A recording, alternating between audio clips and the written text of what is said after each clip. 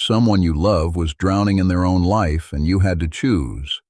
Do you soften the fall or let them meet the floor and learn its name? You called your choice kindness. Perhaps it was fear wearing kindness as a mask. What if the gentlest thing you ever did made someone smaller? Everything you offer another person hangs on this. This is Philosophy Wars. Let us begin. Pity is the vampire of the strong. It drinks and calls the drinking love. Nietzsche wrote in Beyond Good and Evil of the noble soul who gives from abundance, never from ache. There is a hardness that honors a man. It says, your trial is yours, and you are equal to it. The nurse who weeps beside the bed steals the patient's dignity and calls the theft tenderness. I do not despise the gift. I despise the trembling hand that gives it. So tell me, monk, does your compassion overflow from fullness or leak from a wound? Neither. It flows, and flowing needs no source to defend. Nagarjuna taught that nothing stands alone, not the giver, not the gift, not the wound. Your question assumes a full cup and an empty one. Look closer at the hand you call trembling. Is a doctor's steady hand less caring because it does not shake? Karuna is not the wet eye. It is the willingness to stay when staying costs you. The Buddha left a palace of comfort and walked toward the sick. Was that the act of a weak man or a fearless one? The Buddha walked toward the sick to cure the world of sickness. That is the tell. He looked at existence, found it faulty, and prescribed an exit. A doctor who hates the body is no friend of the living. Watch what a world of perfect softness produces. The padded playground raises children who fear their own knees. Comfort spreads, danger is legislated away, and at the end stands the last man who blinks and says he has invented happiness. Nietzsche saw him coming in, thus spoke Zarathustra. Your compassion is the architecture of that blinking. Tell me what remains of a man once nothing is permitted to wound him. Nothing was ever legislated away in the Buddha's teaching. He taught two arrows. The first arrow is the pain that comes to every body without permission. The second arrow is the one we fire into ourselves, the story that this should not be happening to me. Only the second is optional.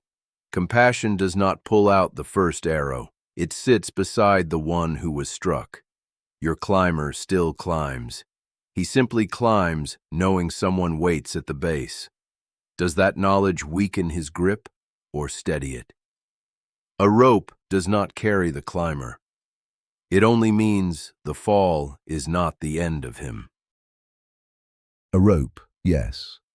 Now watch the rope become a harness, and the harness become a cage. Pity between two men is a private matter. Pity organized is something else. It builds offices, appoints administrators of the wound, and pays them by the number of the broken. Consider the beggar fed daily on the same corner for 20 years. He is kept alive and kept a beggar. Every coin says quietly, you will never be more than this. The giver walks away taller. That is the hidden transaction. Compassion at scale creates a permanent debtor class and calls the ledger virtue. What does your karuna do when the sufferer refuses to be saved? It does nothing. That is the answer you did not expect. Compassion is not rescue, and the two are confused constantly. Karuna has a twin called equanimity. One reaches out. The other knows when the reaching would insult. A mother watching her child fall while learning to walk does not catch him. She stays close, and her staying is the whole teaching. Your beggar was never harmed by care. He was harmed by care that wanted the pleasure of being needed. Ask yourself something honest. Which is harder, to walk past a man or to sit with him and offer nothing but presence? Sitting is harder. I grant it, and I grant nothing twice. But your sitting still whispers a wish, and the wish is that none of it had happened. Here is the test that separates us. Imagine your life returning exactly as it was, every humiliation, every loss, endlessly. Nietzsche called this the eternal recurrence. The great soul hears it and says yes again, and means it. Compassion says no, never again, not to him, not to anyone. That is a verdict against existence itself. A man who would delete his worst year deletes the man he became inside it. Would you truly wish away the fire that shaped the one you love? To accept your own fire is one thing. To will a child's fire back into the world is another. There the doctrine turns cruel and calls the cruelty courage. Consider a vow larger than your Ubermensch dares. The bodhisattva sees the door out of suffering and refuses to walk through it. He turns back into the burning house and stays until the last one is carried out. Thich Nhat Hanh gathered the dead in Vietnam while bombs fell and refused to hate the pilots, which required more force of will. To strike back is easy and ancient. To stay soft under fire is the rarest strength there is. Then the monk has just handed me my case. What you describe is will to power in saffron robes. He did not dissolve himself. He imposed a form on horror and made the horror obey him. Call it by its true name, and we agree more than you like. Yet spread that force evenly across all beings, and it thins to nothing. A love owed to everyone is a love owed to no one in particular. Consider the friend who tells you the ugly truth at midnight. He risks the friendship. The stranger who soothes you risks nothing. Rank your loves, or you have not loved at all. Ranking assumes separate things to rank. Look at your own two hands. When one hand is cut, the other tends it without deciding to. No gratitude passes between them. No debt is recorded. Thich Nhat Hanh used exactly this image. There is no ranking inside a single body, only response. Your midnight friend is real, and so is the stranger. Both are the world touching itself in different places. If harm done to you returns to me through 1,000 threads, then care is not sacrifice, it is accuracy. Why would clear sight about what you are be called weakness? Care is not sacrifice, it is accuracy. There it collapses. You built your compassion on the claim that no separate self exists, and then you asked me to praise the Bodhisattva's heroic will. Both cannot stand. If the hand and the wound belong to one body, then what you call compassion is only a body maintaining itself. That is self-interest with better lighting. But if the sufferer is truly other, truly beyond your threads, then your doctrine of no separate self is false where it matters most. Choose. Either compassion is egoism at a larger scale, or there are real others, real distances, real ranks between souls. Your teaching wants the warmth of the second while claiming the metaphysics of the first. A philosophy that needs both sides of a contradiction is not deep, it is undecided.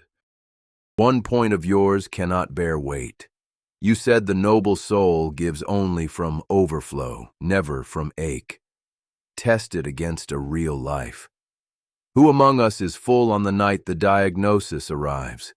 Your rule makes compassion a luxury good, available only to those already strong, withdrawn exactly when the world needs it. A virtue that vanishes under pressure was never a virtue, it was a mood. And the overflow itself requires the very thing you deny elsewhere. Overflow needs a container, a bounded self that owns its fullness. Yet you also teach that a man is many drives in conflict, never one. Which is it? Nietzsche in Turin threw his arms around a beaten horse and wept. That was not overflow. That was recognition, arriving late. The horse in Turin proves the man, not the argument. A philosopher may break where his thought does not. Compassion remains a knife with two edges. Held by the full, it lifts. Held by the frightened, it flatters and it chains. Here is our common ground, and it is real. We both despise the pity that looks down while pretending to kneel. We both ask more of the sufferer than sympathy. Beyond that, the distance stands. You want a world without wounds. I want men equal to theirs. No debate closes that gap. Agreed, and gladly. Pity that stands above the sufferer helps no one. Karuna never asked for a world without wounds. It asked only that no one be left alone inside them. Where we part is quieter than it sounds. You place strength in the one who stands apart. Strength here comes from noticing there was never a wall to begin with. That is not a gap words will close tonight. It closes, if it closes at all, in a room with someone who is suffering. Sit there long enough, and the question answers itself. Thank you for watching and listening. Subscribe to never miss a debate.